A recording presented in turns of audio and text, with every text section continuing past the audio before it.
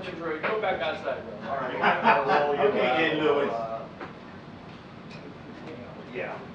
Well, they won't. Well, the thing is, they will. Check 1 2 1 2 3 4 5 6 7 8 9 10. 1 2 3 4 5 6 7 8 9 10. Wapple check. Y'all doing it today?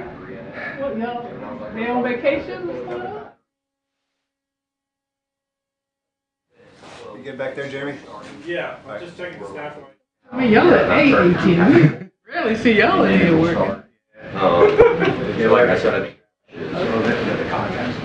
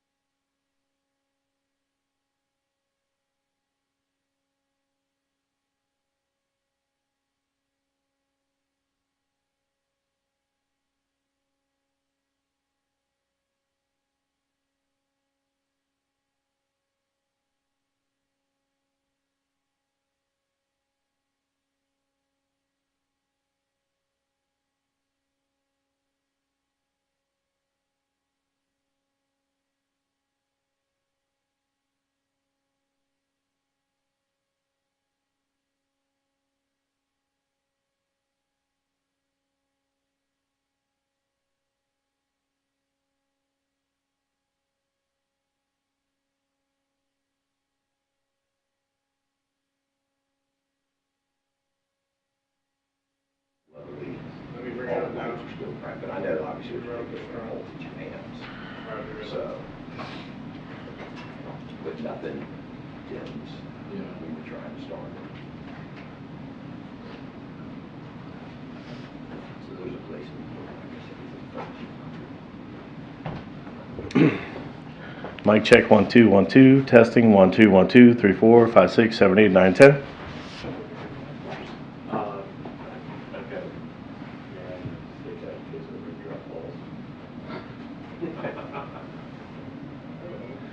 A penny drop.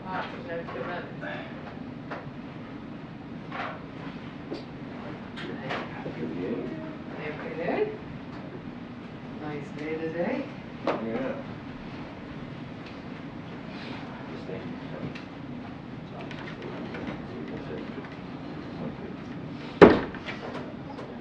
Hey, Kathleen, is there, are we okay with the ground check? With the walk?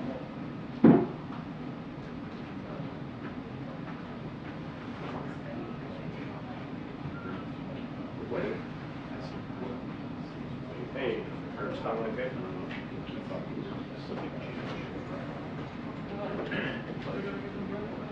Okay, good.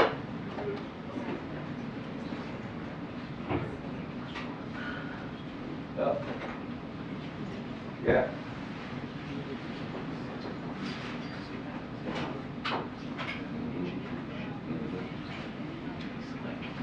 Yeah. Off on? Yes, no. Yeah.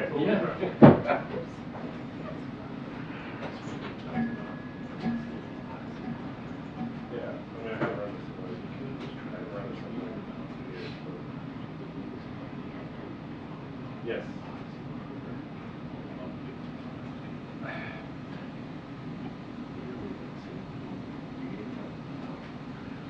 Yeah, he was.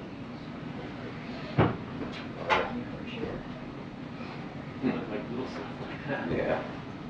I'm like, I didn't even have menus on this thing. Oh, hell. Wow.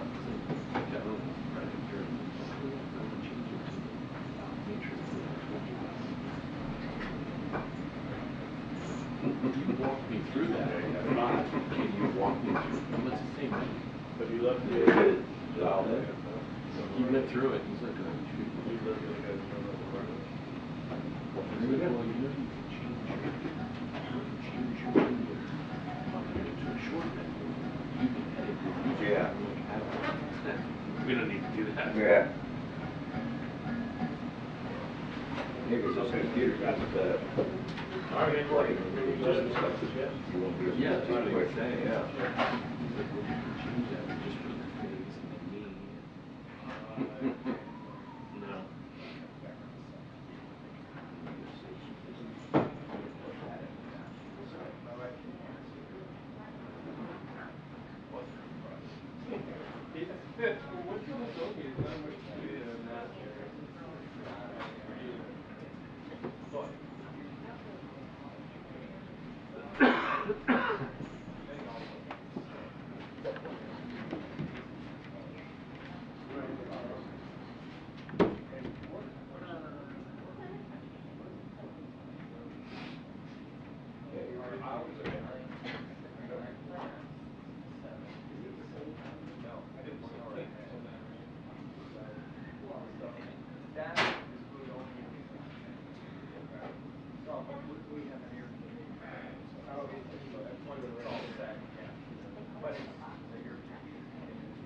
It wasn't urban planning, it was Southern style, you know, my 40-inch whiteboard highway.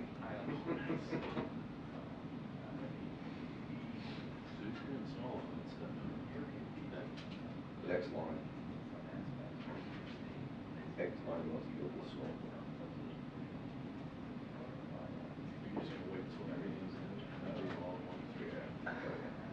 There you go. Back, unless somehow I get a 60-meter day.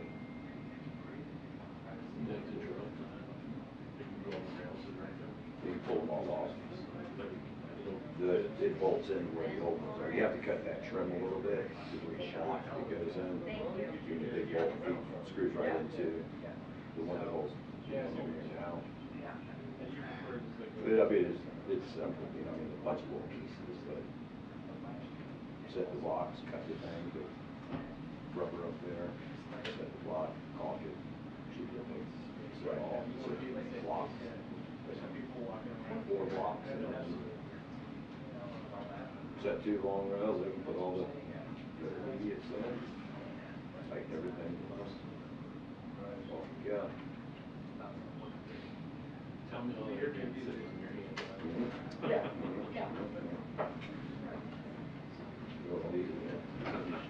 enough. Oh. What's funny is everybody that's watching me on the small window in the channel doing all these hand gestures, I'm gonna think about it.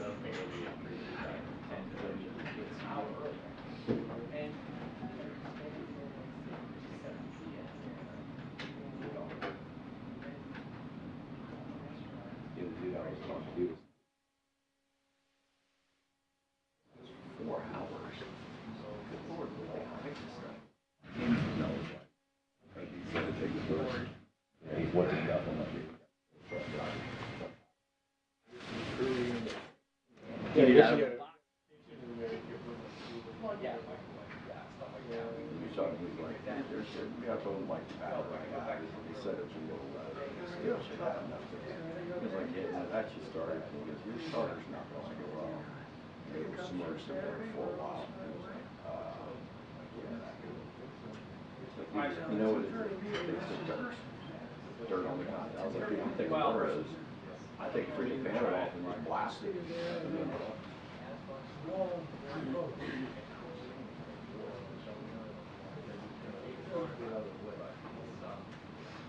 Say something if you want to, but you're not required.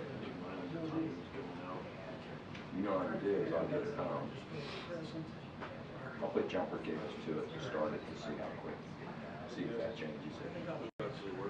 Yeah. Put that up and do it, because if it's low on amps, I want to, in a few seconds you start up. So I'll just go buy $100 charge.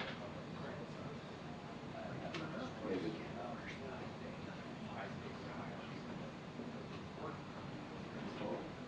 Put so much on the group.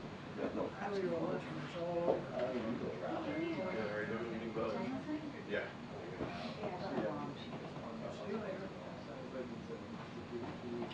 Hello, sir.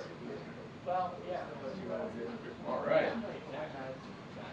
Believe me, when this starts, I will not be here. I think you should stay right here. Yeah. I mean, you've got questions, right? We're excited about it. I do. Probably lies. That's a lot of questions, absolutely. Yeah. I have a strong feeling that I'll probably frown upon that. On your question. Not my questions. And Jay may not like you sitting there. Yes.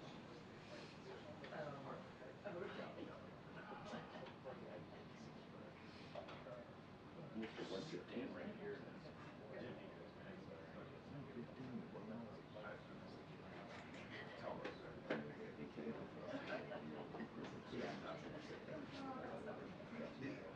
Oh, no, you came over. Yeah.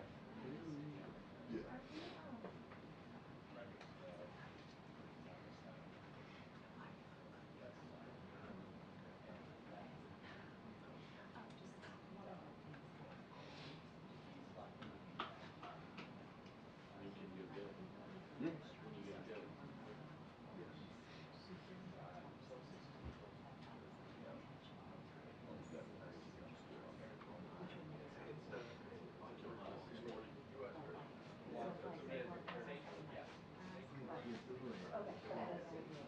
But I wanted to leave it to you guys to ask. There's email right there. Good luck.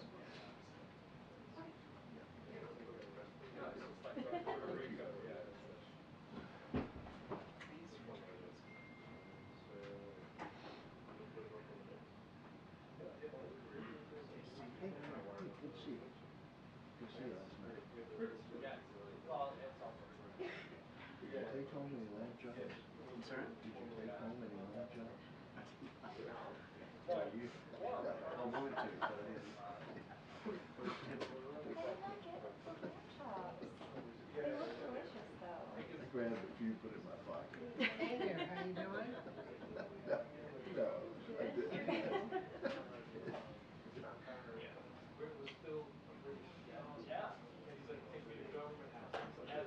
I went to Costco this morning and Oh, I was gonna talk to you about. yeah, so I got the ham, so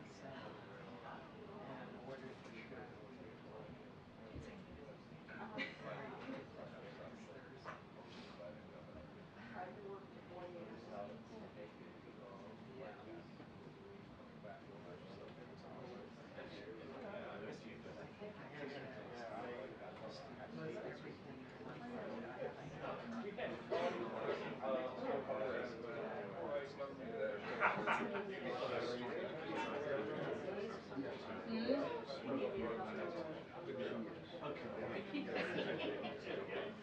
has to fly.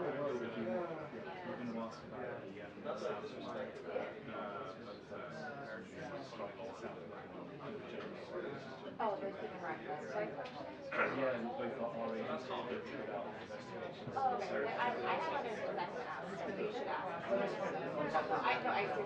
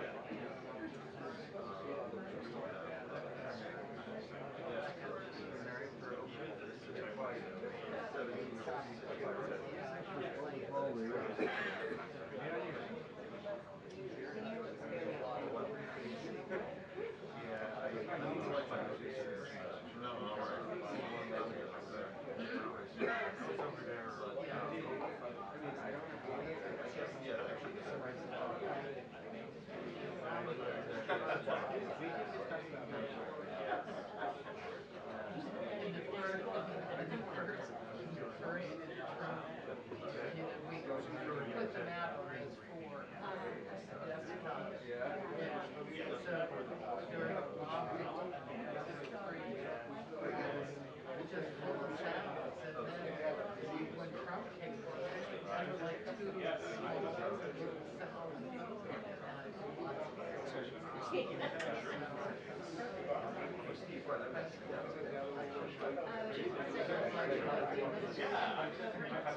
Everybody needs sugar. Yeah. And I got that Pellegrino. That was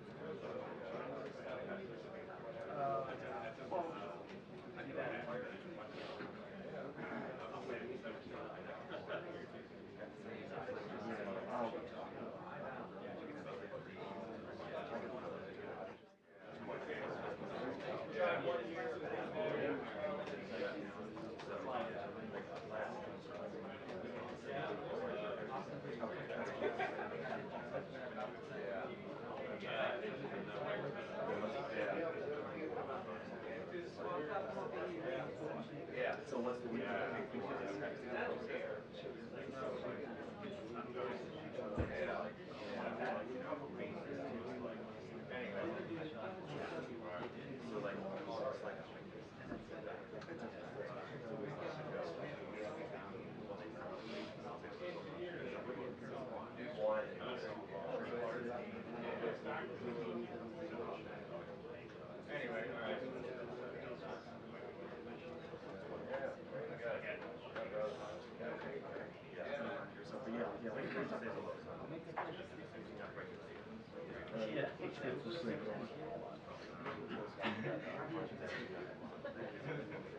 just wanna get up there and start?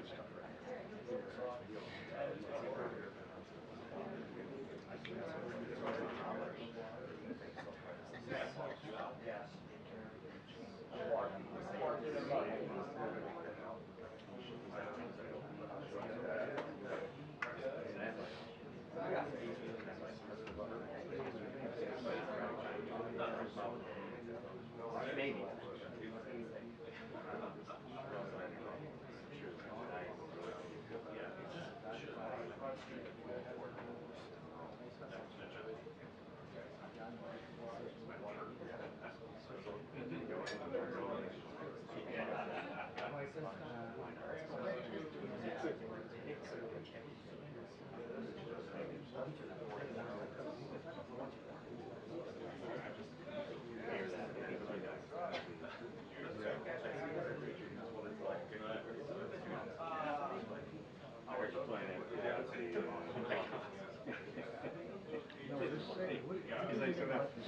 Actually, we catch the first one they send us a while. I have not expended brain energy.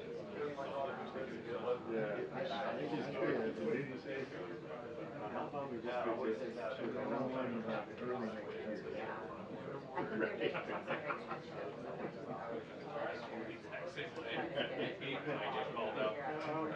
getting some sort of All right, dude. Enjoy.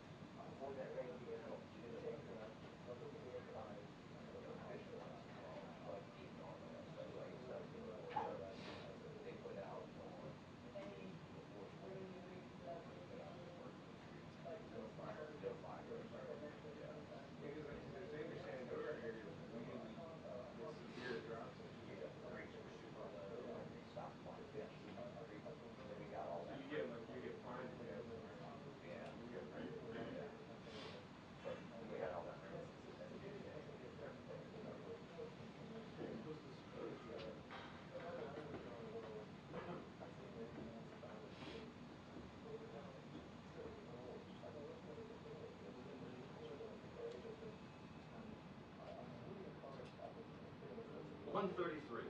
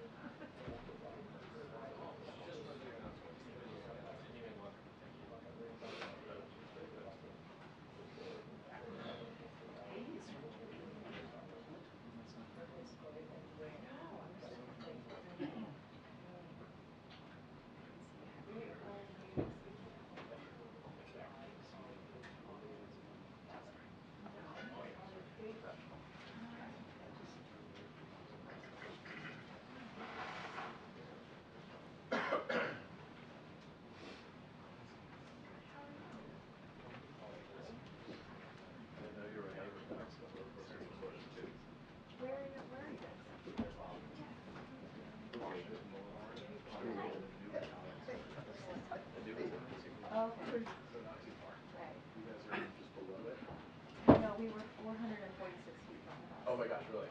Oh, you saw it? Oh gosh. Wait, you saw it? Yeah, that's my time. You saw it happen? Yeah, the first photo that we held up is mine. Oh my God. It was insane. And I was really scared. Was only one person there? As far as I know, yes. They had evacuated their family. I can prove my Sorry, we're just like. It was incredible. So the whole house was locked, right? Yeah, so all the houses in the area did a lot of Texas, so like, that, and that dropped, but,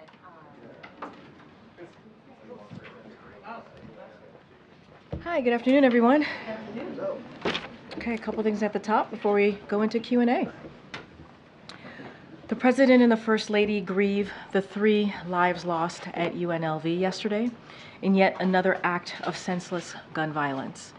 And our thoughts are with those who survived this incident and are undoubtedly traumatized by this horrific event, including one survivor who sustained critical injuries. We are grateful for the brave law enforcement officers who ran towards danger and prevented further loss of life. At the President's direction, we have federal officials on the ground supporting local response efforts and providing all necessary assistance. The newly established Office of Gun Violence Prevention is also coordinating federal resources to help the community recover from this tragedy. Because we know it's not just the victims and survivors who need support, but this violence rips apart entire communities. And I also want to note that less than 24 hours ago, I stood at this same podium as we mourned the 6 lives lost in San Antonio.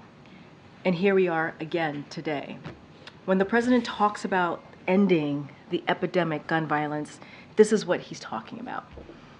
From Las Vegas to Texas to Memphis to Maine, when will it be enough?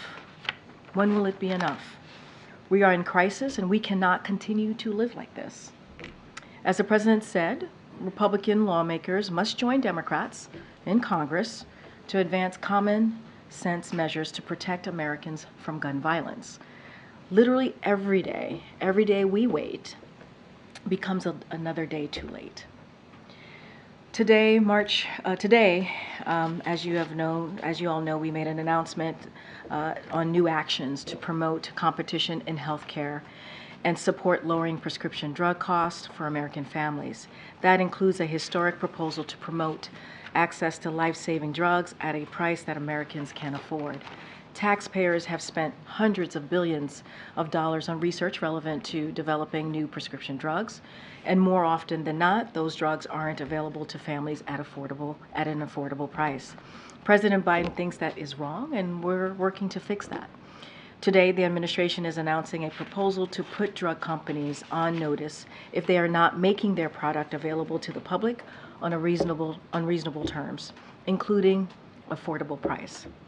This action would promote the federal government's ability to license a patent, such as those used to create life-saving drugs, to a competitor with the goal of increasing competition and bring costs down for families.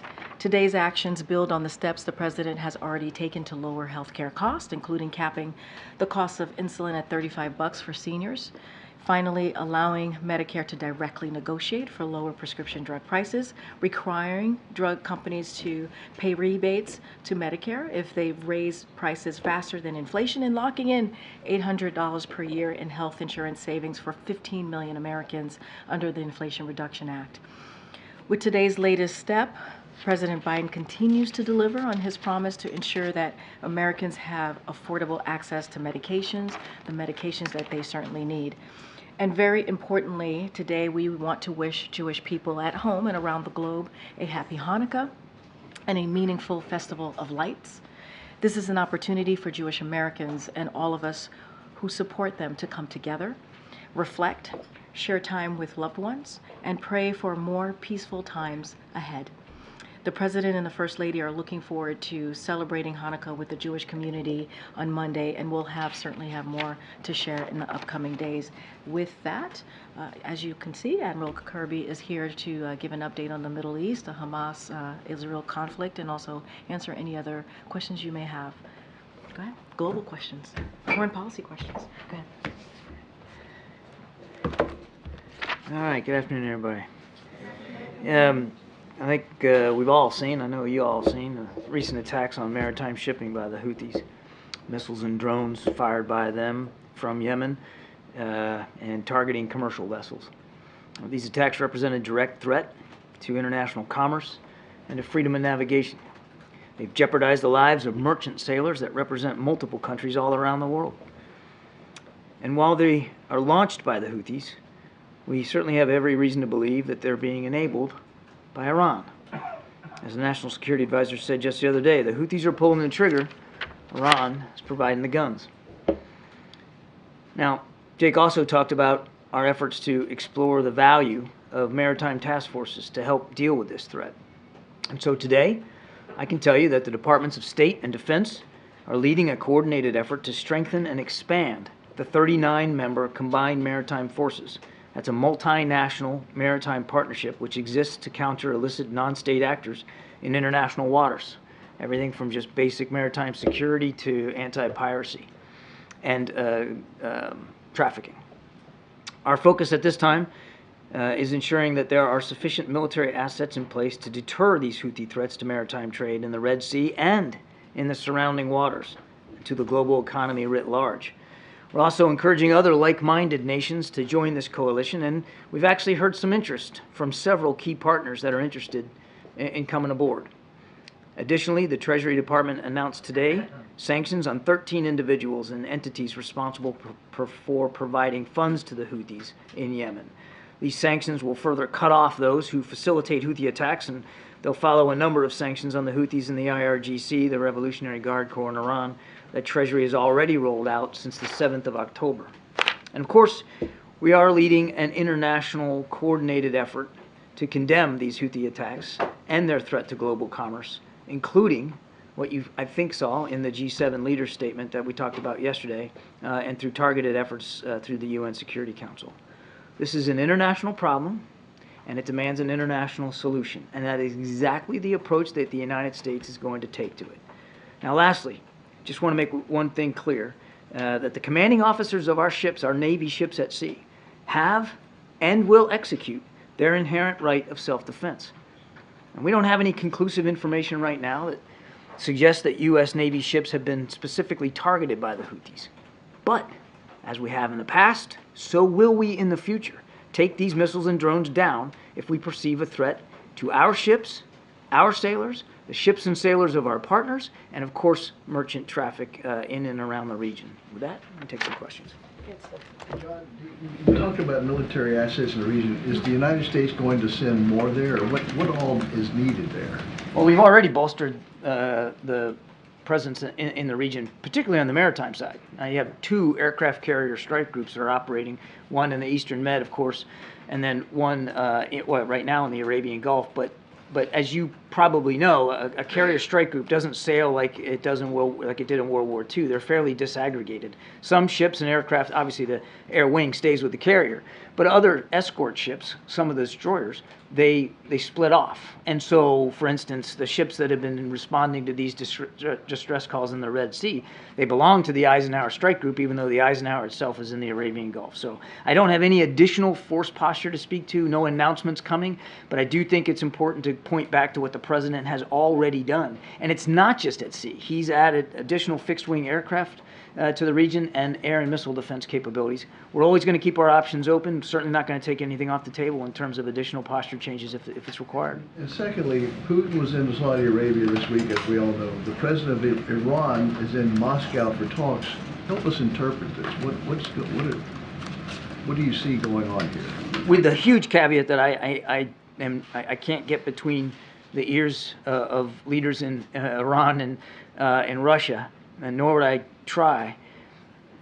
What we have seen, Steve, in recent months, many months, is this growing, burgeoning defense partnership between Iran and Russia. Now, the obvious proof of that are the drones that Iran continues to provide Russia. And heck, they've helped Russia now create a manufacturing facility on Russian soil so they can build their own Iranian model drones, which are continuing to attack the people of Ukraine and Ukrainian infrastructure.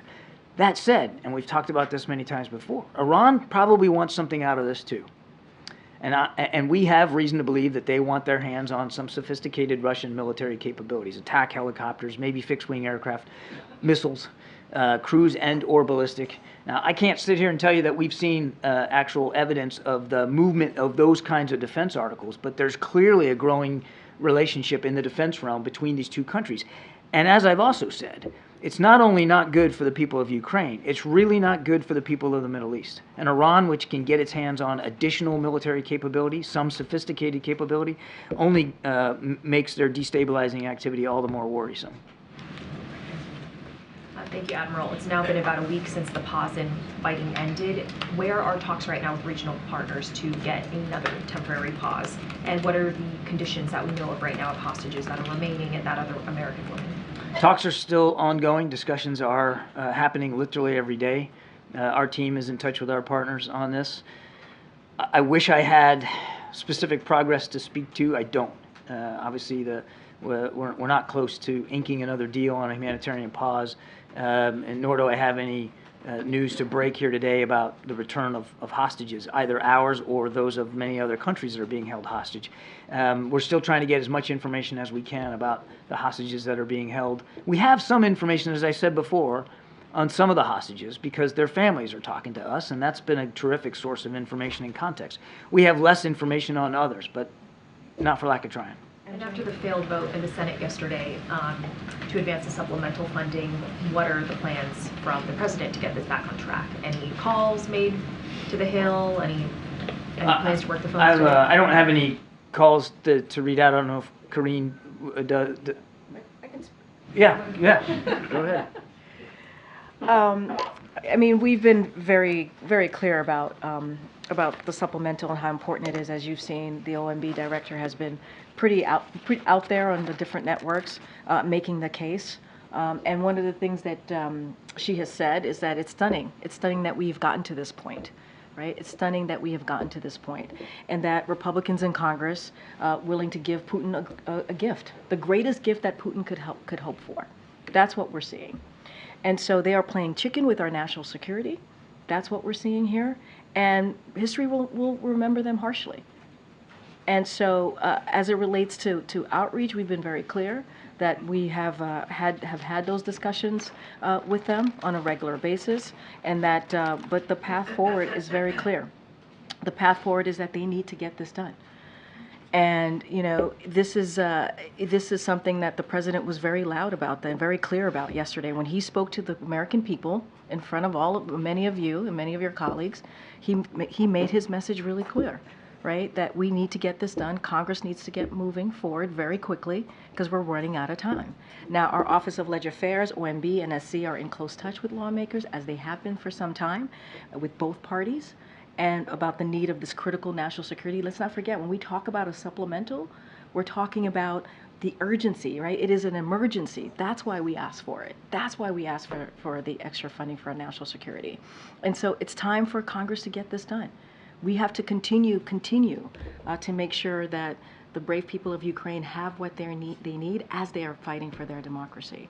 And so I know the Admiral could speak a lot more about that, as he has in the past 2 years. But that is our focus here, and we're going to continue to be very, very clear, talking to certainly both sides about the importance of this national security request.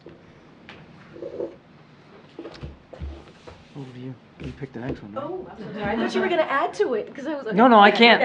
I could not possibly add to that. It was very, very. I was waiting for you. No, it was a very comprehensive answer. It was good.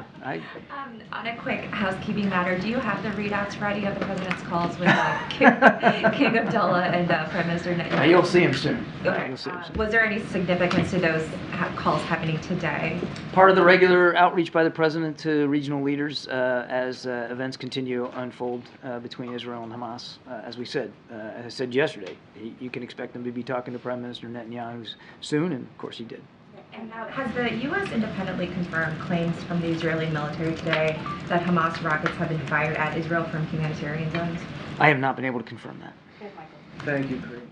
John, when the administration relieved sanctions on Venezuela's oil sector in October, it was on the condition that Nicolas Maduro begin releasing Americans being held hostage there by November 30th, which is obviously passed. No Americans were released. It's December 7th. Nor were any political prisoners? Wrongfully detained Americans in Venezuela.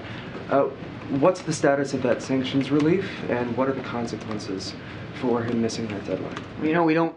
We don't telegraph punches in the sanctions realm. We don't get ahead of sanctions decisions, so I'm not going to do that today. Obviously, we always have that option available to us, but I'm not in a position now to rule anything in or out.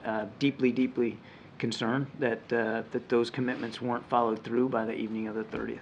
And staying on Venezuela, obviously since the invasion of Ukraine, the administration has said that it's committed to protecting, territorial integrity around the world for nation states. And here you have Maduro threatening to annex 75% of its neighbor. What is your public message to Maduro, and is there any private message being sent to Maduro about the consequences of this? Yeah, so again, I've said this before, but we obviously support the peaceful resolution of the border dispute between Venezuela and Guyana. And we absolutely stand by our unwavering support for Guyana's sovereignty. The 1899 arbitral award that determined the land boundary between those two countries should be respected unless or until the parties themselves reach a new agreement or a competent legal body decides otherwise, and that hadn't happened. So we're going to urge Venezuela and Guyana to continue to seek a peaceful resolution of this dispute, including by the International Court of Justice. Just back to the supplemental package that failed to advance last night, has anything since then been communicated by the administration to Ukraine? I guess, what are they to sort of make of the fact that there is such an impasse on Capitol Hill right now? Without trying to speak for the Ukrainians and their interpretation of what's going on here, and particularly up on Capitol Hill, as you know, Ukrainian leaders were here in town yesterday over at the Pentagon for a Defense Industrial Conference. We're trying to make sure that we get in place the mechanisms so that they have a healthy defense industrial base and long-term security assistance built into their own self-defense, because they're going to need it wherever and however this war ends. And obviously the events of yesterday were certainly a context and background to that meeting. But I won't speak for the Ukrainians. I can only speak for us. And as Karine mentioned, we're obviously deeply concerned about this. We've got a few more weeks here, and then we're out of Schlitz. when it comes to helping Ukraine with the kind of security assistance that we've been able to provide. And that's just, that should be unacceptable to everybody. And we know that there's strong bipartisan support up there. It's just that there are a small number of Republicans that want to hold that aid hostage for some pretty extreme border policies that the president is not willing to talk about. That said, he did say we're willing to negotiate in good faith. He does believe that there should be immigration policy changes as well as resource changes, and he's willing to have that conversation. So at this point, can the White House offer any assurances that more, additional funding is coming their way, or no? We are not in a position to make that promise to Ukraine, given where things are on the Hill. Karine, John, there is a report that some of the hostages who are being held by Hamas have been sexually assaulted. The AP is quoting a doctor who treated some of the hostages that were released, and he says that at least 10 of them, men and women, were sexually assaulted while they were in captivity. What do you know about this? Do you have any indication, any evidence that the hostages have been sexually assaulted? I got sort of a version of this yesterday. I can't confirm these individual reports and stories. They're horrific. Sadly, because of who we're dealing with, we certainly aren't in a position to disabuse these reports. And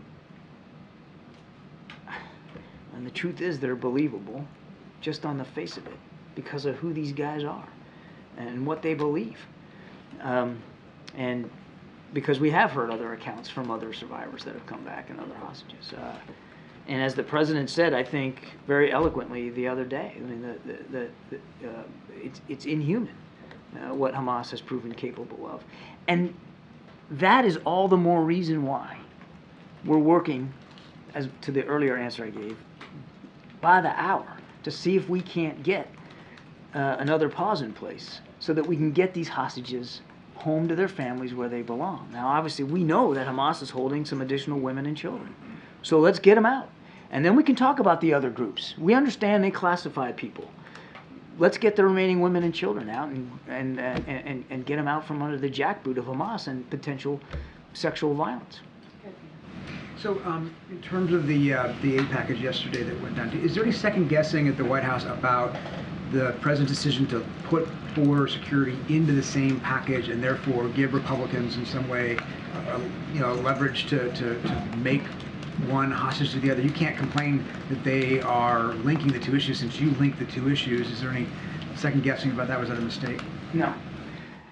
All four buckets of the supplemental, Peter, were of an urgent nature.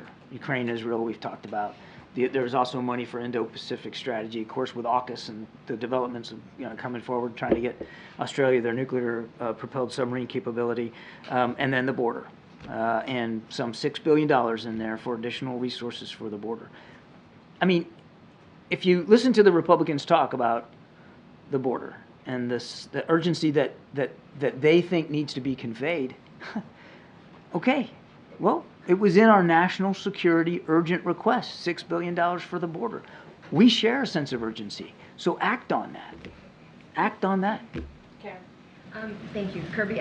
Congressman Michael McCall, the chair of the House Foreign Affairs Committee, told Politico that PEPFAR reauthorizations negotiations are deadlocked. What is the White House sense of where that stands right now, and what's the administration doing to push that process along? And if it's not reauthorized, what are the consequences of that? Can the funding continue? This is a program that over 20 years has literally saved something like 25 million lives. Again, there's, without speaking to the negotiations on the Hill, and this is something that should be as nonpartisan as it can be. I mean, you're talking about millions and millions of lives at stake here. So we urged them to find a way forward here to reauthorize this funding. Is this something that we would see the president engage with lawmakers on, given what a priority this seems to be for the administration? It is absolutely a priority for the president. I won't get ahead of his schedule or his phone calls, but I can tell you he's watching this very, very closely because he knows personally what a lifesaver this program has been. Thanks, Kirby. One follow-up on Venezuela. I know you said you wouldn't telegraph on sanctions, but can you give us a sense of a timeline of when the administration will make a decision on sanctions rollback? That sounds a lot like telegraphing. No. On one more on the, I want to ask you about the grounding of the Osprey fleet. Any updates on that? And I know some of them are in the presidential fleet. Are there any special considerations being discussed with them, and what kind of checks will be required to put those back into HMX? Well, I asked about this earlier myself, because I kind of thought you guys might be asking the question from that perspective. It's a force-wide stand-down, and that means every Osprey in the force. And these Osprey belong to the United States Marine Corps, part of the force, so they'll be subject to the stand-down too. And this is a common procedure when there's a significant aviation mishap, and when you can't rule out when an aircraft goes down that there might be some larger systemic problem. It's common practice. It's the right thing to do. Put them all on the ground, put them through an inspection regime, make sure that you don't rule that out as a problem. Maybe, and so that maybe it's just aircraft specific, platform specific, and not necessarily the whole system. So, they'll do that, and I have no doubt in my mind that they'll do it as expeditiously, but also as safely as possible. We won't let them back into the air until we know that we can do it with a measure of certainty. John, as Karine just noted, tonight at sundown starts the Festival of Lights, the Jewish holiday Hanukkah. Are there any specific or credible threats right now to Jewish sites or Jewish communities that you can share with us? And is there a message to those communities or any community in this country what they should be prepared for as we embark on the first of 8 nights? I don't have any specific credible threats to speak to, in the sense that, to a certain locality or community or through a certain actor.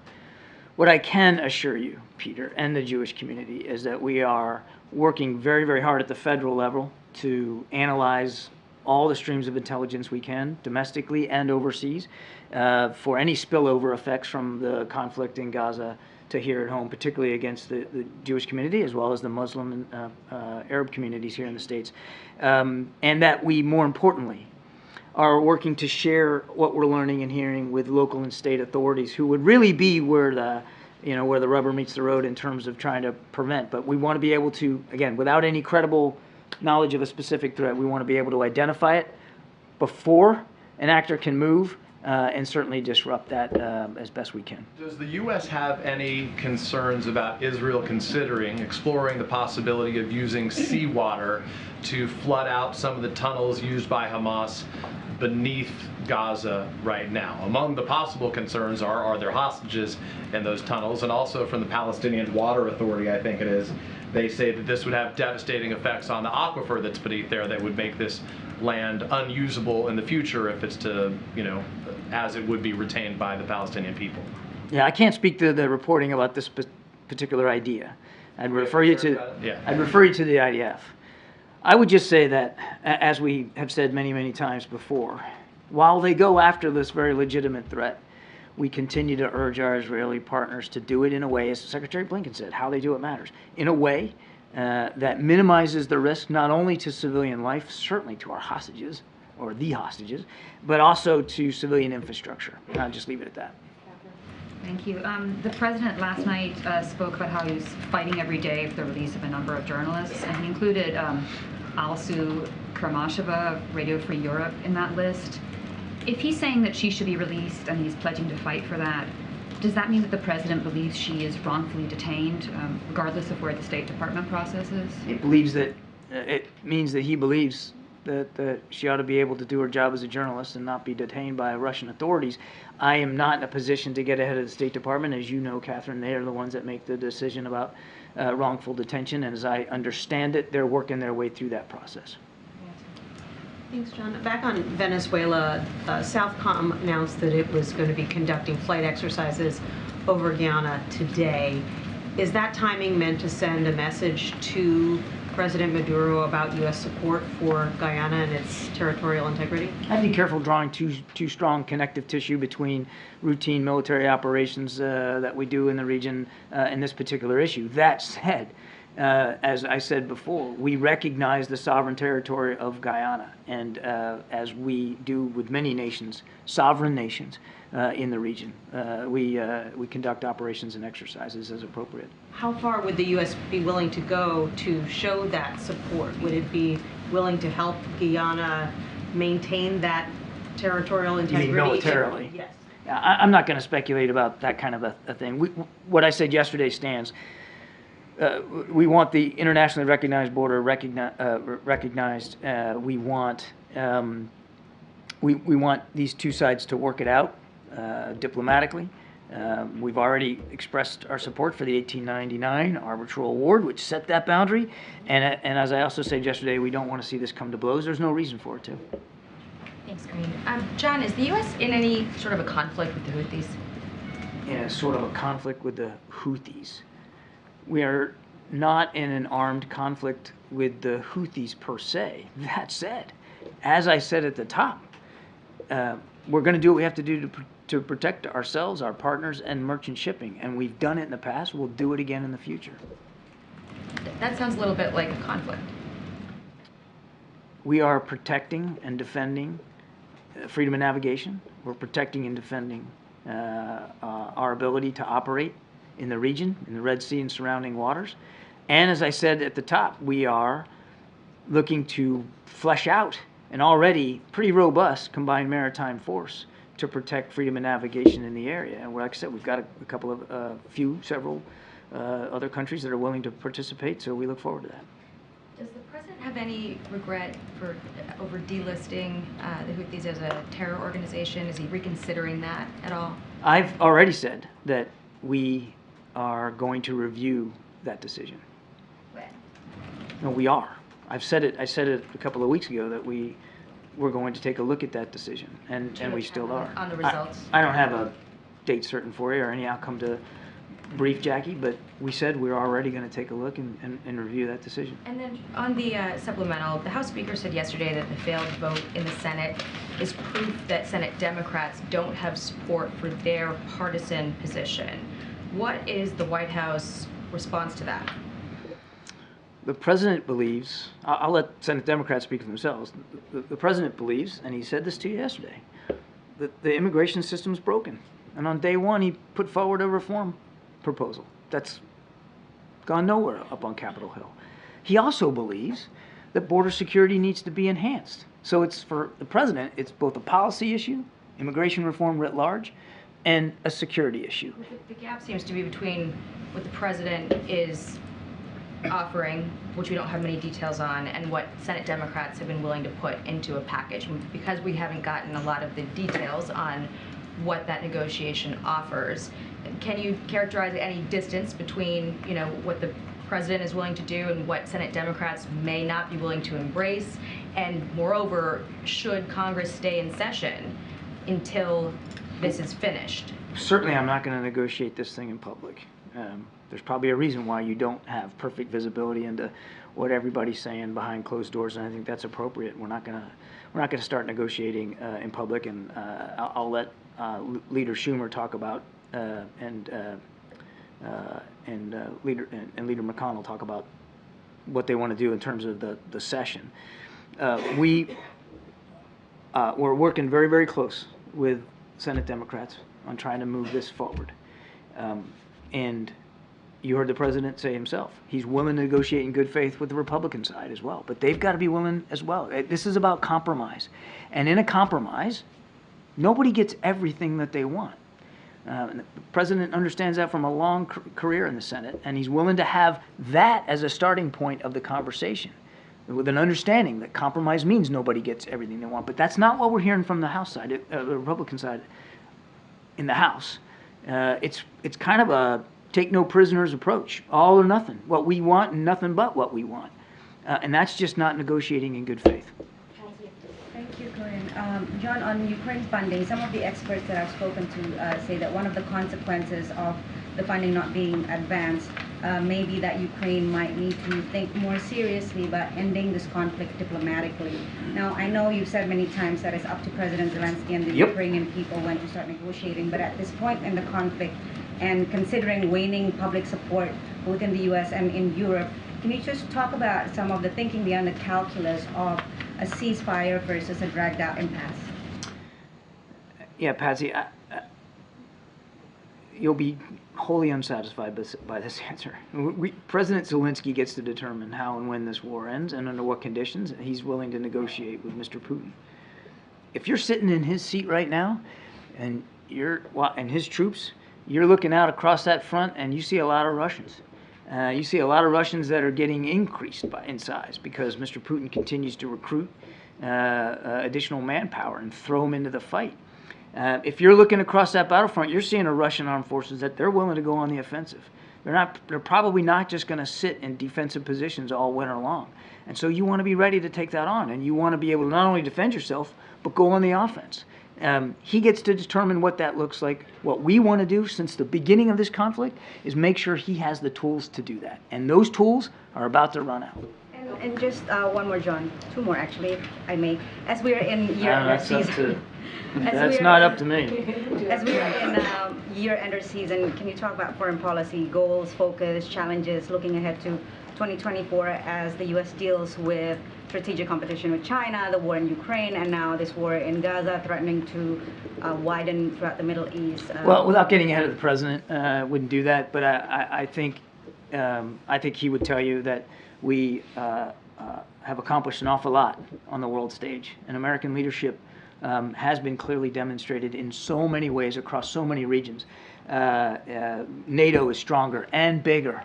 We've got an increasingly networked and cooperative arrangement in the Indo-Pacific. And just today, Jake Sullivan's in Seoul meeting trilaterally with Japan and South Korea. I could go on.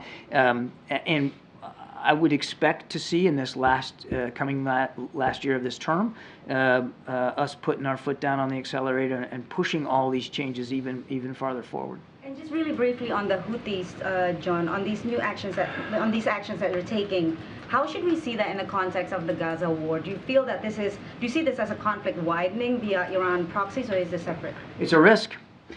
It's clearly a risk to the potential widening and deepening of the conflict. And we said from very, very early on when the president ordered additional military capability that we don't want to see any actor, state or non-state, widen or deepen and escalate this conflict. And what the Houthis are doing could have that effect. Now, this goes to Jackie's question. Are we in a conflict with the Houthis? We're not in a conflict in the Houthis right now. We're not seeking a conflict with the Houthis. But what we are seeking is to be able to defend ourselves and to prevent this conflict from widening. And that's the better answer. I should have given it to you. Thank you, Karine.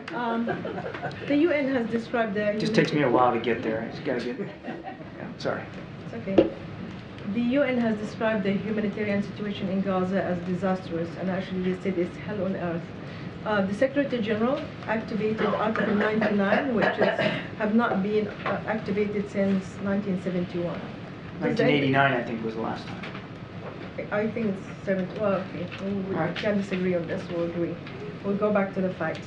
But anyway, the bottom line is: does the international community, including the United States, has failed the civilians in Gaza since the frustration went up at the UN to the level of the Secretary General to call for what happened in Gaza as a threat to the regional security? Everything we're doing is trying to prevent this conflict from widening, deepening, escalating, and having a larger effect on the region.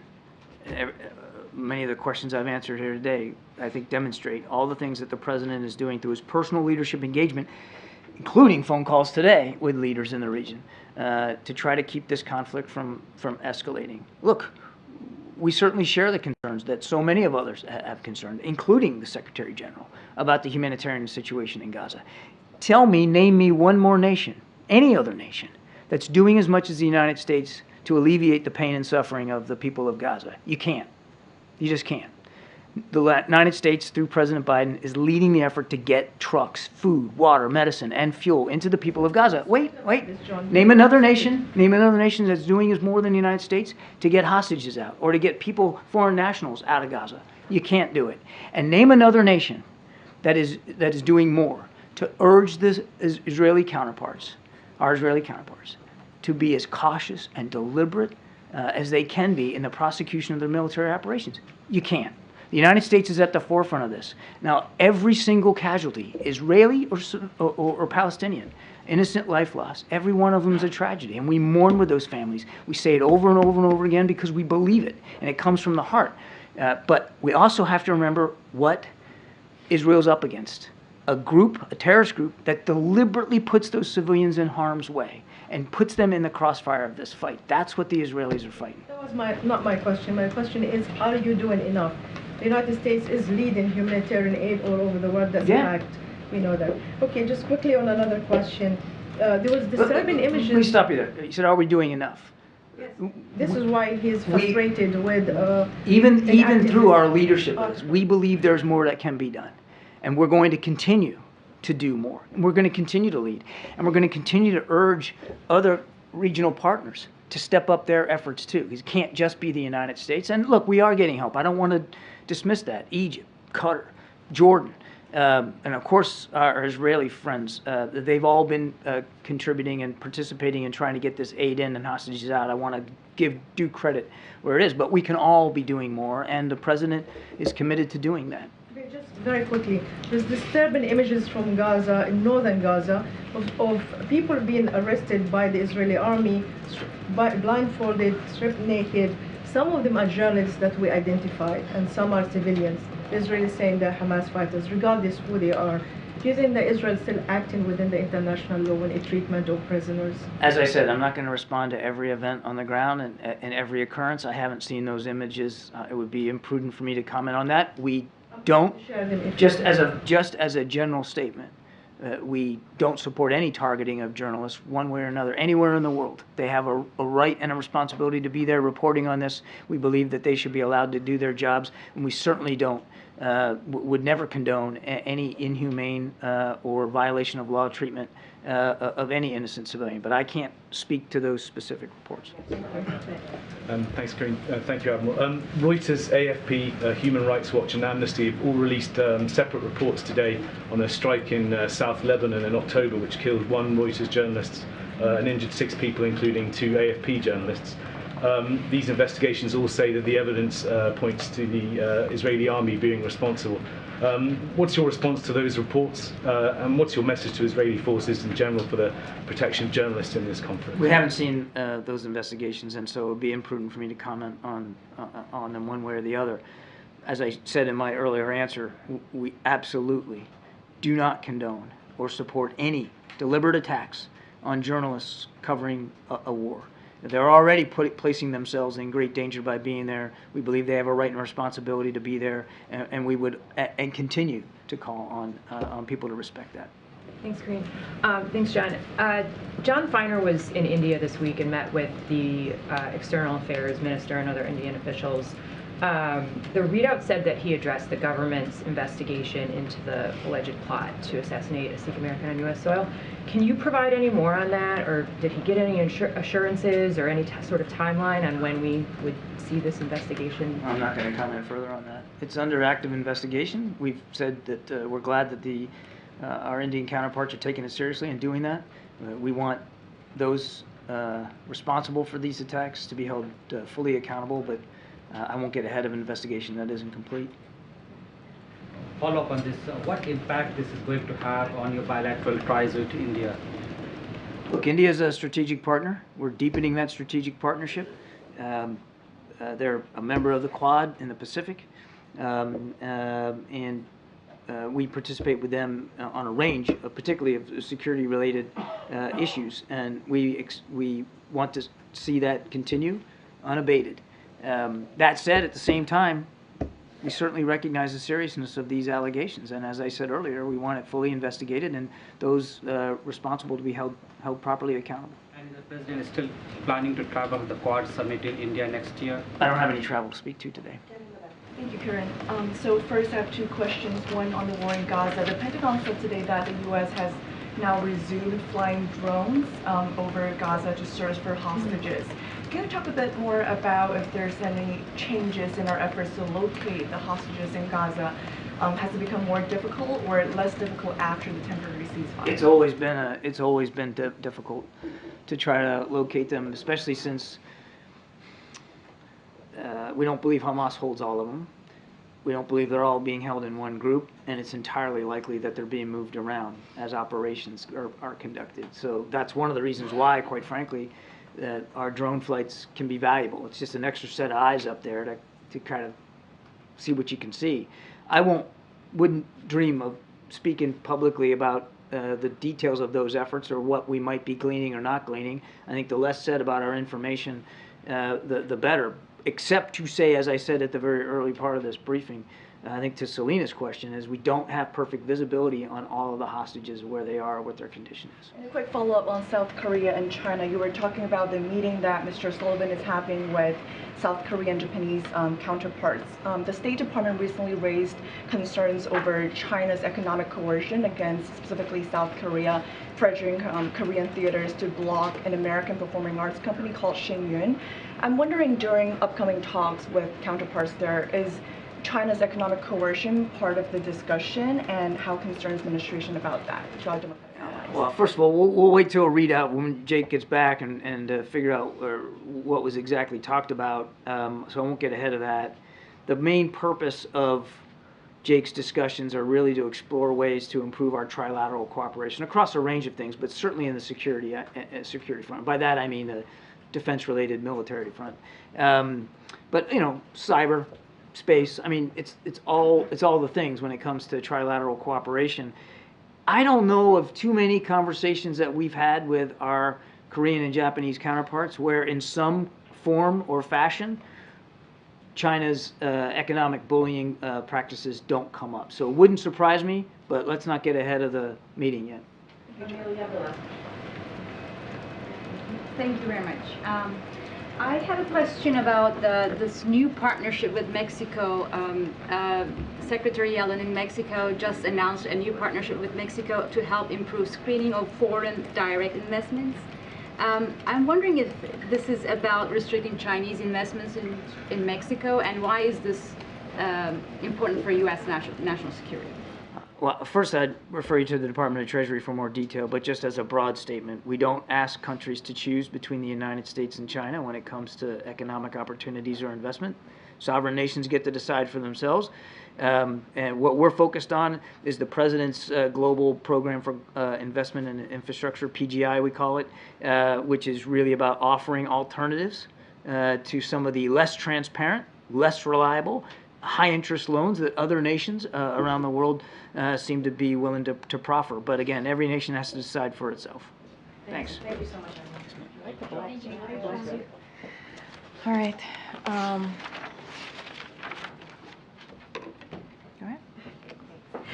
Two topics.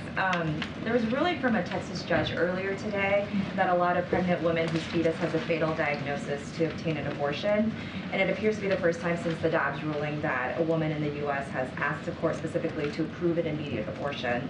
So I wanted to know the White House response to that ruling, or a comment on the expected appeal of that decision from the state of Texas.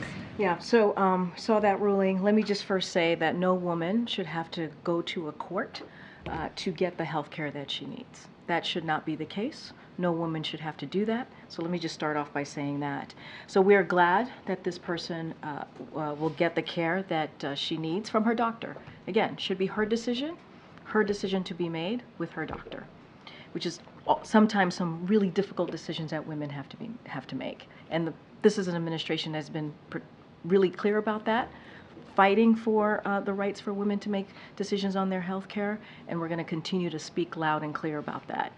But we should not detract from the fact that stories like hers are becoming all too common in states where Republican elected officials are enforcing dangerous extreme bills that threaten the lives of women. And so since that Supreme Court, as you just mentioned, overturned Roe v. Wade, the Dobbs decisions, women are being denied medical care they desperately need in order to preserve their health and even save their lives. They've been turned away at emergency rooms, forced to delay care at grave risk to their own health, left with complications that threaten their ability to bear children in the future, and made to travel hundreds of miles for medical care that they need. So ensuring women have access to emergency medical care has been a core focus of this administration since the Dobbs decision, and we're going to continue to fight for that. And we're going to make sure that providing care and giving guidance to doctors and hospitals about emergency care that is required under federal law, that we make sure that we provide that information as well. But this is an administration that's spoken loud and clear since day one. since day one. You heard from the president, you've heard from the vice president, you've heard from me and others that we are going to continue to fight for women to get the care that they need to make these decisions on their own, these personal decisions that they should be making with medical doctors. And on immigration, if I may, I was wanted the White House to address the concern or the criticism from Republicans who've said that President Biden has, in their view, used his parole authority too broadly. So obviously the president has used his parole powers in the administration to grant protections to, for example, Afghans after the withdrawal and Ukrainians after the war began. But Republicans are saying that this has to be done on a case-by-case basis. So I wanted to know the White House position on those criticisms from Republicans that he's essentially abused that parole authority. And we disagree, obviously. The president has used those authorities in the way that we think it's appropriate, right? You just named two ways that we use it in ways, in emergency way, right? In a way that was, in a way that a leader, a world leader, would make sure that the parolee program is used in situations where, you know, people are coming from dire situations, right? Dire scenarios. And so we disagree, strongly disagree. Look, you know, Republicans talk about immigration reform, they talk about border security. The president, you know, on day one, the president put forth an immigration policy, right? He put forth a comprehensive immigration legislation to start that conversation, essentially to start negotiating on day one. It's been 3 years.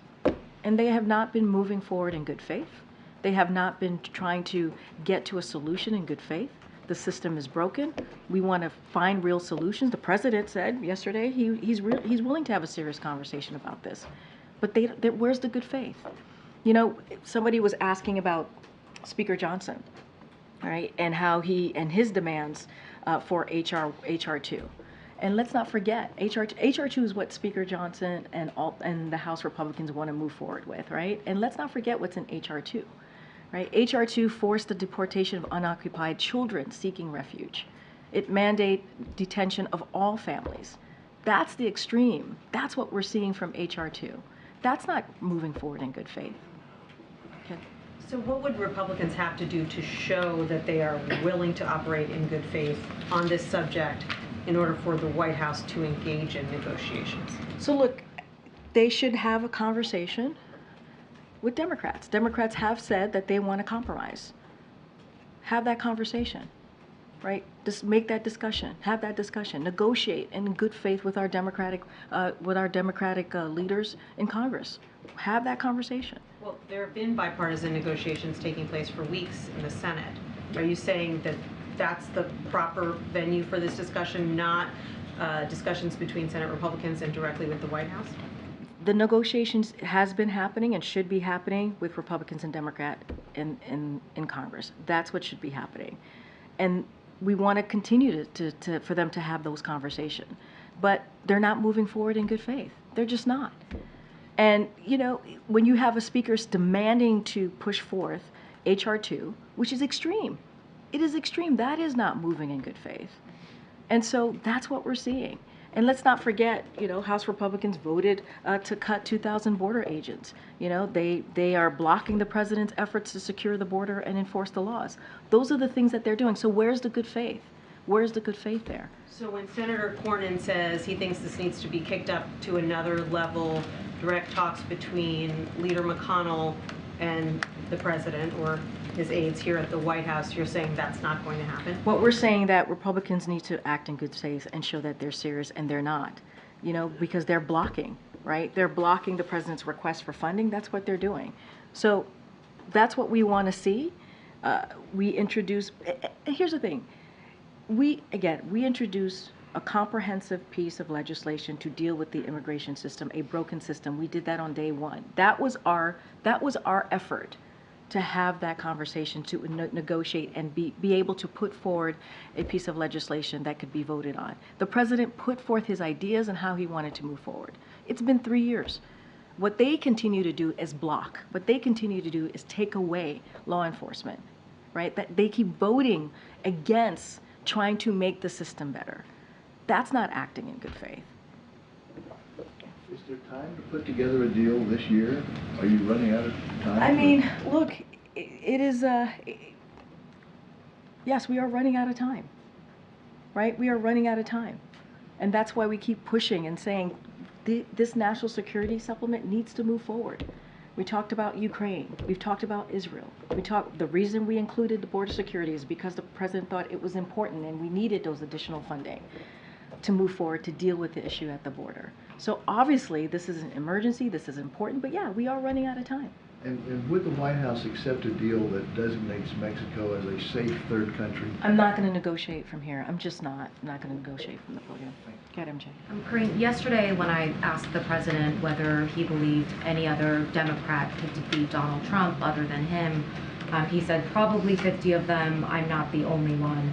A big part of the re-elect argument is that the president is best suited or uniquely suited to take on former President Trump. If the president himself thinks that plenty of other Democrats can defeat Donald Trump, what would you say is sort of the driving rationale for the president running for re-election rather than handing off the baton to the next generation? So MJ, as you can imagine, it's a 2024 question. It's an upcoming election. I just can't get into it. Look, our focus is going to continue to do what we've been doing the last 2 years, almost 3 years, right? Which is making sure we deliver our promise that we've made to the American people, is to make sure that we have an economy that works for all, that works for the middle class. And we have had some historic progress here, right? When you think about the 14 million jobs that have been created, when you think about, step even further back, when you think about what the president walked into, an economy that was in the tailspin, and getting that back on its feet. So the president wants to continue to do that, continue to lower costs for Americans, continue to make sure that this economy is working for all. There's our democracy. He wants to continue that we're making sure we're fighting for our democracy. Remember, the president initially said something I can talk about in 2019 and in 2020 when he was running for the presidency. He believed that our democratic values was at stake, and he wanted to fight for that, because the soul of our nation was worth fighting for. And Americans believe that. Majority of Americans showed that they believe that in 2022. So those are the things that he wants to continue to do in the next year, right? But I can't speak to any specifics of horse races or I just can't speak to anything like that as it relates to 2024. Could you say anything more broadly about the idea of the president being a bridge to the next generation, just given that that's something that's something he said, right? He has said himself during the 2020 election, right? That is something he has said. So the president believes that, but I'm just not going to speak specifically about any other potential candidates or that could be the current, the potential Republican nominee. I just cannot speak to that at this time. Does the president have any plans to address the shooting that took place in Las Vegas when he travels there tomorrow? Yes, you could expect the president will address the shooting, the awful shooting that we saw at UNLV. Yes, I mean, going to the site or visiting with survivors, or just at other remarks that will be public? I don't have any update to his schedule, but he will, for sure, while he is in Las Vegas tomorrow, address the horrific shooting that happened at UNLV. Okay, let me ask you if I can. The Biden administration delayed again banning menthol cigarettes. Some public health officials, as you know, blamed them for taking the lives of hundreds of thousands of Americans. The president had committed to doing that before the end of December. I believe, in the words of the American Heart Association's National Senior Vice President of Federal Advocacy, if not now, when? So I have to be careful. There's a rulemaking process that's currently occurring right now, and so as it's still going on, I cannot comment to this. I would have to refer you on the specifics of this to FDA. You can't comment on the president's commitment to do it by the December, not meeting it? There's a rulemaking process, and I just can't speak to it. That's just how it goes here when there's a rulemaking process. Okay. Easy. Thanks, Craig. The administration is warning pharmaceutical companies that if the price of drugs are too high, then the government might cancel their patent protections. So what taxpayer-funded drugs is the White House specifically targeting here? So Are you speaking about March In, the March In? Exactly. Okay, what we announced today. Look, this is a proposed framework that we've provided for how agencies evaluate questions around March In.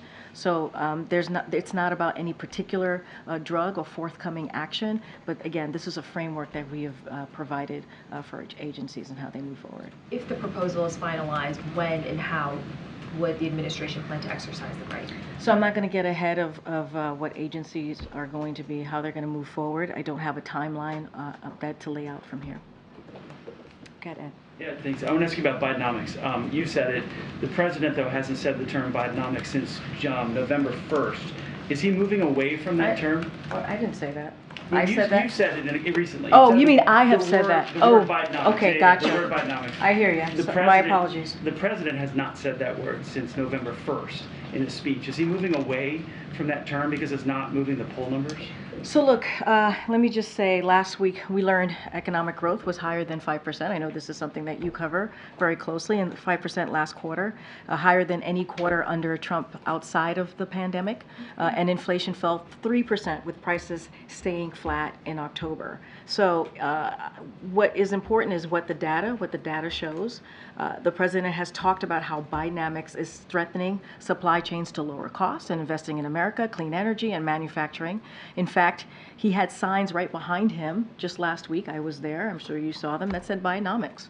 And you've heard me, as you just stated, and many other White House officials talk about how Bidenomics is indeed lowering costs. Let's not forget taking on Big Pharma, right? So that Medicare could negotiate to lower costs, lower drug costs. Let's not forget junk fees. All of this is part of Bidenomics. All of this is, we're talking about investing in America, which the president certainly has led on and talked about all the time, very, very consistently. So when he talks about the economy, that is Bidenomics. When he talks about what we're doing and how we're delivering for the American people, that is Bidenomics. But then what's the disconnect between what people are feeling and seeing at the grocery stores, at the tables, and what the president is saying about the economy? Let me just be real clear. We get into the holiday seasons. We've actually have seen a decrease in eggs, in bacon, in milk since last year. So we are seeing lowering costs as we're going into the holiday season, as people are going to do some holiday shopping. We're seeing lowering costs in TVs and things that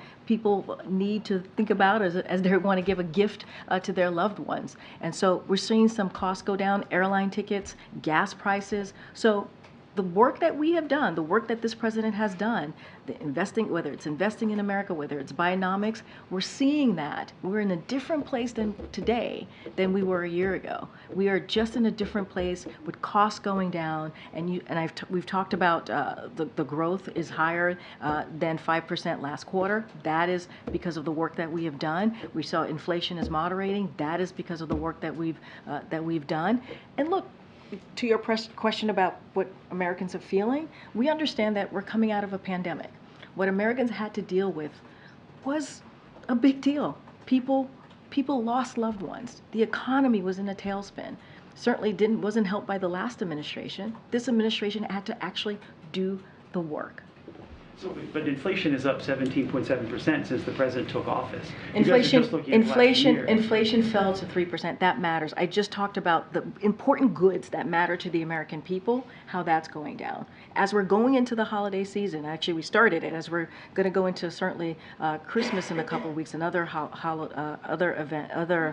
important events that people follow this month. And so we're seeing prices go down. And let's not forget the historic actions that this president has done. I talked about Big Pharma. I've talked about the Inflation Reduction Act. That's because of what this president has done. And let's not forget, Inflation Reduction Act, only Democrats voted for it. Republicans decided not to. Ken. Yep. Thank you, Karine. Are you surprised that I'm calling you? I was.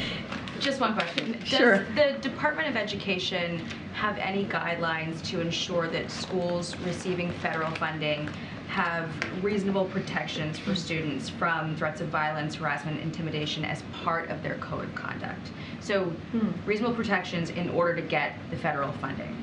So I would have to go back or refer you to the Department of Education. That's such a specific question, so I just would have to go to the Department of Education because I don't know which programs you're specifically talking about or how that works, so I just need to. Related to the university president's testimony and how, the university presidents were saying that their codes of conduct may not designate any of the language, the infantata language, as against their rules unless it turned into.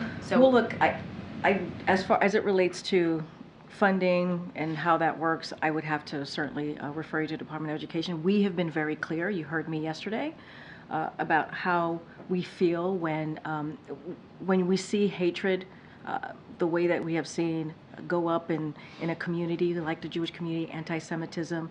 We're going to call that out. It is unacceptable. We're going to have the moral clarity here. This president has had moral clarity on that. And so we're going to continue to be steadfast and call that out and say anti-Semitism is unacceptable. Okay, Michael. Thanks, Karine.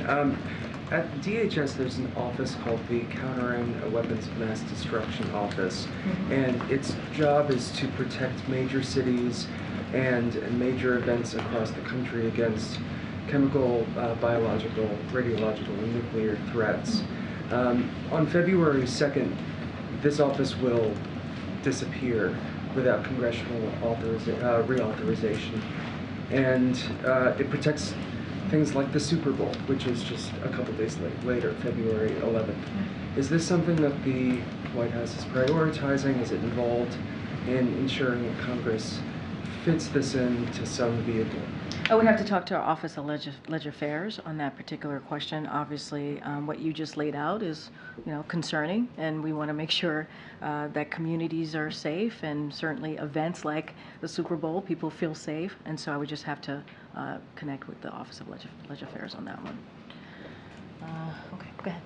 Yeah. Thanks. On immigration, you've mentioned several times this day one bill that the president put forth. My question is, would he be willing to meet with Republicans and have a meeting with them about that particular bill to make his case for why he thinks that should pass? I mean, look, it's been almost 3 years. It's a comprehensive bill. Lawmakers on the Hill, they know how to read a bill, right? They know how to look at the bill and pull from the bill what they accept and what they don't accept, right? And we did that on day one and have had multiple conversations from our side here, Ledger Affairs Office, with members of Congress. This is something, can you imagine the first thing that this president does as putting forward a piece of legislation is on immigration, a comprehensive piece of legislation? That shows, if anything, that should show how committed he is to that issue. And what we keep hearing from Republicans is either they use immigration as a political stunt or they try to make cuts, right? Or they vote against what the president is trying to put forward, right? Or they say we want to take away 2,000 CBP agents.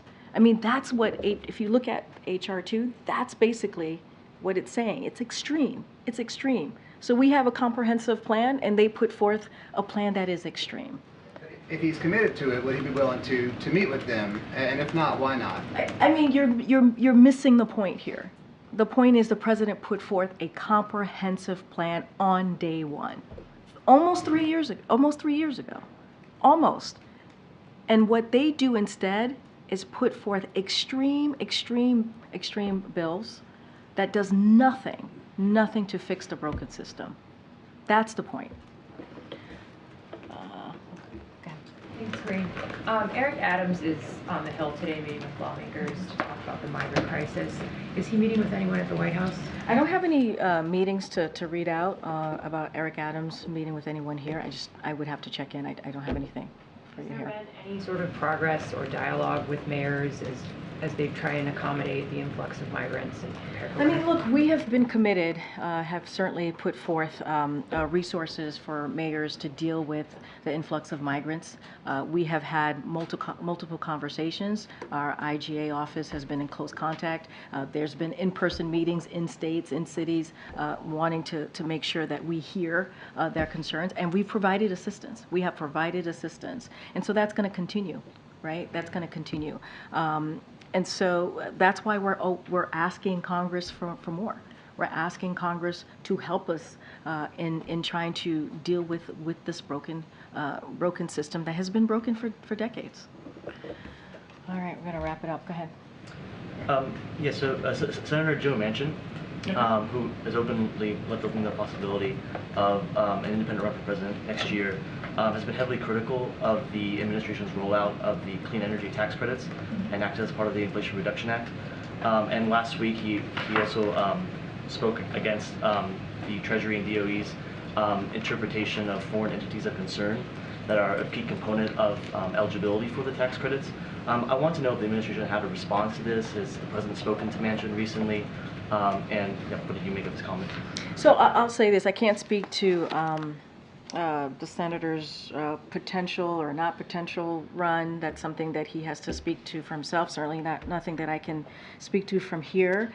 What I can say is that we have had a very good working relationship with Senator Manchin. We appreciate his partnership. We could not have gotten the Inflation Reduction Act done without him, obviously, but just not going to get into anything else specifically. Obviously, this is an issue that is important to the president when it comes to climate change, when it comes to clean energy. These are issues that the president has led on. He has had the most aggressive climate change agenda. When he walked in, he said climate change was one of the 4 crises that we've had to deal with, and that's what you've seen him do. You've seen him act on that. All right, thank you, everybody. Have a great weekend, and some of you I'll see you on tomorrow. Right? Vegas.